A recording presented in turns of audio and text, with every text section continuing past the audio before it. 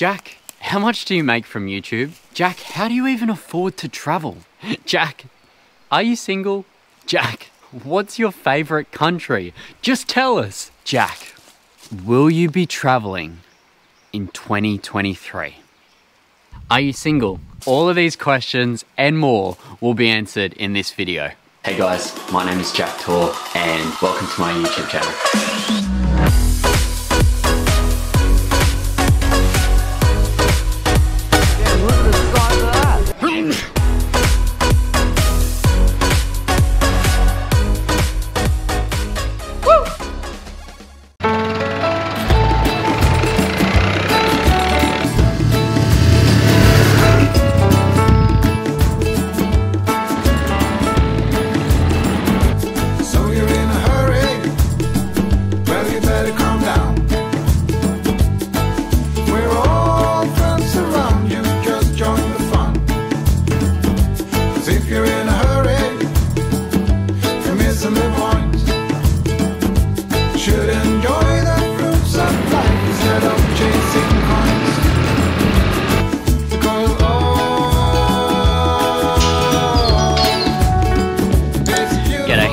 Guys, this background may look a little bit different. I'm actually in Australia for Christmas and I thought what a better way to do my Q&A here at my parents' farm. Come along with me today as I go around the farm and answer some of your questions that you sent through for my 20,000 subscriber Q&A. The next video will be in Japan and we'll get through the Japan series, and then I'll be traveling to Malaysia on the 10th of January. So this is the only video that you're gonna get from Australia, but I hope you enjoy this one. So yeah, let's get into it.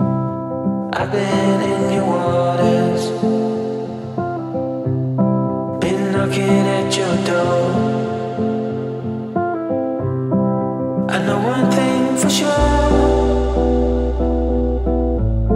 I've never been so close before.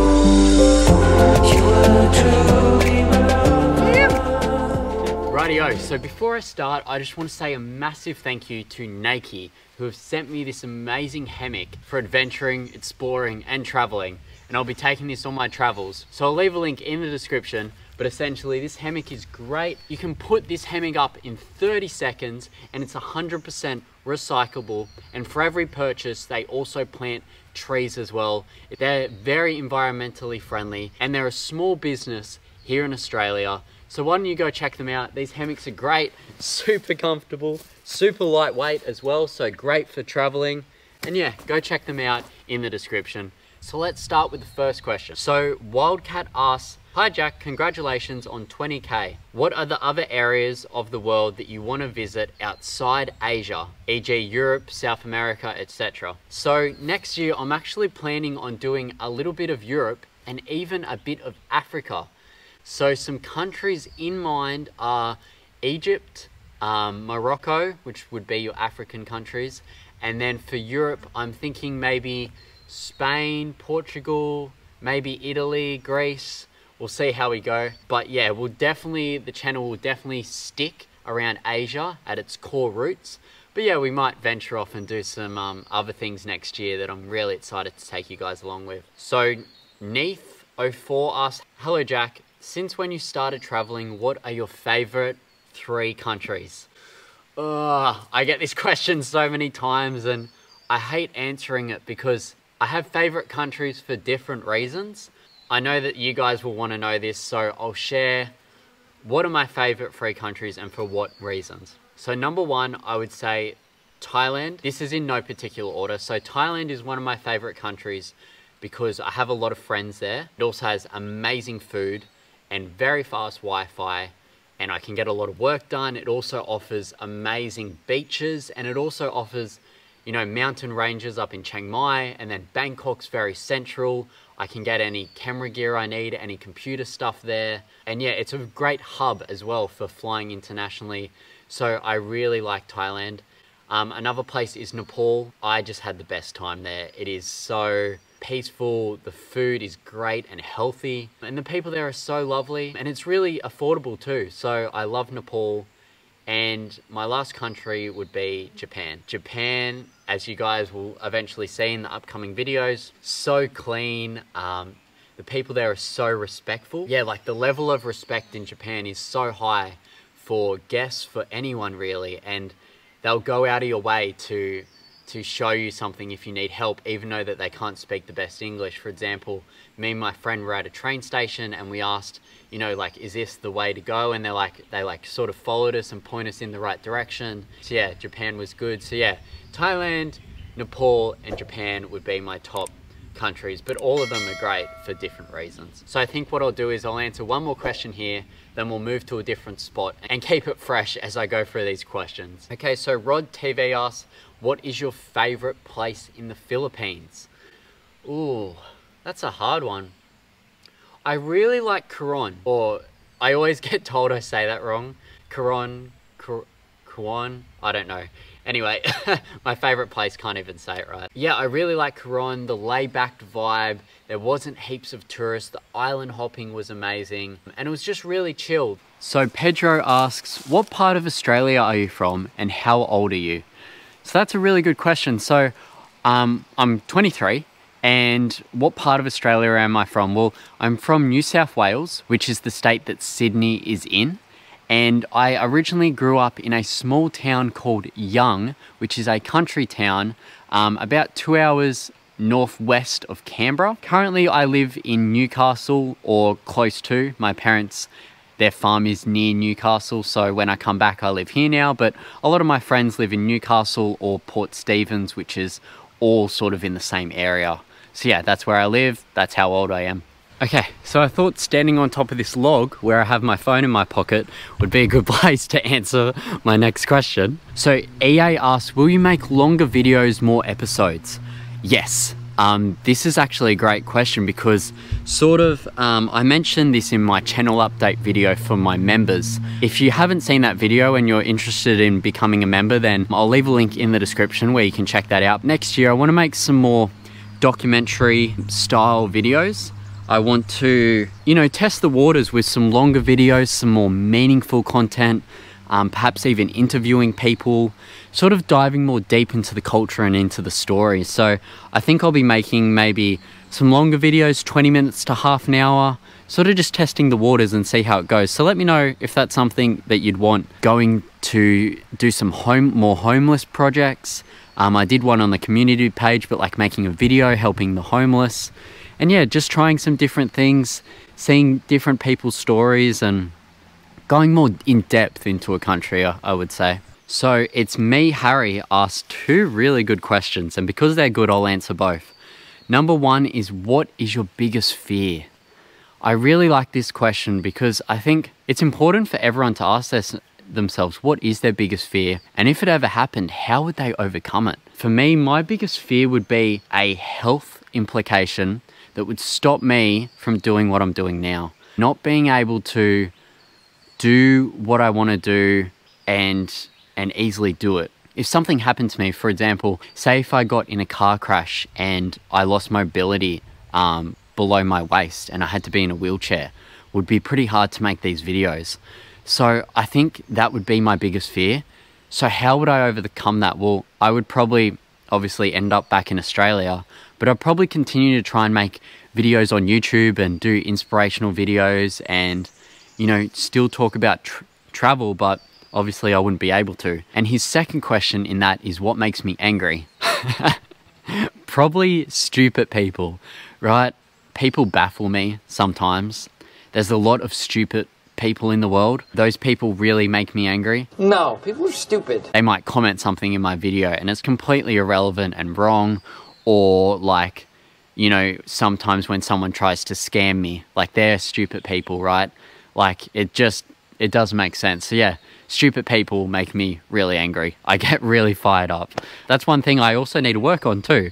How can I overcome that? How can I have a better frame of mind when a stupid person is making me angry? So I've had a lot of people ask this next question, and it's something that obviously all you guys want to know. How do I finance my travels? How did I initially finance it? How do I currently pay for my travels? So initially, before I left, I saved up a lot of money. Well, when I say a lot, enough money to last me a year. I worked a 9 to 5 office job that I didn't really like, if I'm honest with you. And I saved up enough money. I invested a lot of money into the share market or the stock market, which has helped me during the year. I've been selling little bits off here and there when the market's right to help me fund my travels. And yeah, I saved about between 16 and 20,000 Australian dollars. So yeah, I saved up that much money. That was budgeted for me to last the whole year without making any money. And now I'm starting to make good money from YouTube ads and some decent money from sponsorships. Next year will be, you know, like I'll say this now, we'll be traveling next year, okay? So don't worry about that. I know that I said I'll be traveling for a year and let's see what happens, but next year we should be right. We'll have to be a little bit tighter on the budget than this year, but next year, yeah, we're traveling again, guys. I can't give up this channel. We're already at 20,000 subscribers. Let's keep this going and let's keep it real together and explore more of the world. You know, I see some people in the comments like, oh, your parents paid for it. No, they didn't. Okay. And I'm one to believe that, you know, if you want something in life, you have to work for it. And that's exactly what I did. And I'll be teaching my children that too, that you have to work for it if you want something. So yeah, that answers all the financial, you know, juicy questions.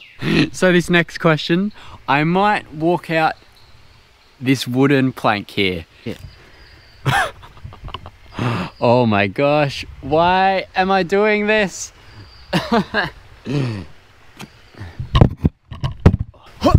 Whoa. Okay. All right, I did it. So the next question from the center of the river is, what is your favorite airline and why? So my favorite airline would be Qantas because their seats are very comfortable. You get free meals, there's charging ports. Most of the time they have free Wi-Fi as well, but I can't afford Qantas flights.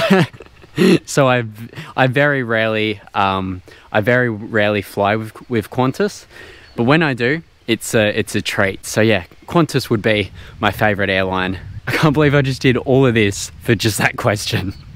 Oh, okay, I made it back. That was a bit silly. So now I'll move on to my Instagram questions that people ask on Instagram. Matt David M asked, what's your favorite travel hack / tip that has done you wonders personally? This is a good one. I actually have two that's related to airports. Number one would be when you have a water bottle and they ask you to get rid of it, you can just tip the water from the plastic water bottle straight into the bin and keep the water bottle, so then you can fill it up on the other side. That's a really good tip. Some people know that, some people don't. My second tip would be to get an eSIM. Now, just get rid of this weed. Keeps coming up. My second tip would be an eSIM. Now, you've probably seen on my channel before, Nomad have sponsored my videos. Now, with Nomad, like, they're not paying me to say this, but the eSIM is great. You know, when you touch down in a country, an app like Nomad really saves you a lot of money and time, and you have data as soon as you land, so you can book a Grab or an Uber. So I really recommend using an eSIM. I'll even leave a link in the description to Nomad service, because I think that they're great. I used them when I landed in Australia because I didn't have a SIM. For the price that you pay, you get quite a lot of data. So yeah, I think Nomad's really good. Check them out. I'll leave it in the description. Not sponsored, just thought it's a good service, so why not? So Eric at Lass asks, what's the biggest thing you've learned about yourself since you've started traveling? I love this question because I feel like it doesn't matter how big or how small the travel is. I think what traveling does teach you is it teaches you to look within. What I mean by look within is you look within yourself and you work out the best parts that make you happy, right? What makes you happy? What makes you sad? What makes you emotional? What brings you closer to people? What makes you distant from people? Traveling will do all of that, especially if you go for an extended period of time. But I think especially solo travel, it makes you look within. And that's one thing that I've learned from traveling, is to realize how much you need or how much little you need. Like, I live from one backpack. So I've also realized that there's so much stuff that you don't even need, you know, to be happy. Like, I don't need much to be happy. I just have my bag with some clothes and this camera. I've learned quite a lot, but that would be the two main things. So the next question is from Chan Osterston. I'm probably saying that wrong, sorry there mate. Are you single? Moving on. Would you go back to Cebu, Philippines again? Yes, I would. It was really cool. Like Cebu offers, it's not like beaches, right? It offers waterfalls, it offers churches and old history. So yeah, Cebu was cool. Probably a place I'd take my parents traveling, because they'd be interested in the history, and also the waterfalls pretty cool as well. So yeah, Cebu was good. I like Cebu. I'd definitely go back.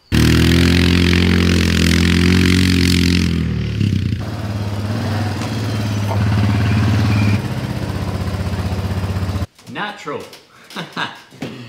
Yep. Rightio, so that ends today's video. I hope you enjoyed. Thank you for sticking around. I hope that I got a lot of your questions answered. If you have any other questions, leave it in the comments and I'll get back to you guys. And yeah, as always guys, keep it real, and I'll see you in my first impressions video of Japan. Cheers guys.